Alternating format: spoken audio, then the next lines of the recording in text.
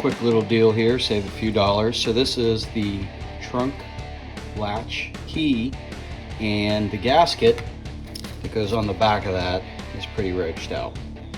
So what I did was I took some of this stripping. I believe this is from a garage door sealing kit, and I had some pipe, ground a bevel on the edge. The diameter of this matches what I needed. Boom, boom, pounded that out. And then I had this other piece, ground that sharp. Boom, boom, cuts the center. And then I made a couple little cuts with a razor blade for these little dog ears here. Slid it right on, and there you go. Easy breezy, saved a couple bucks.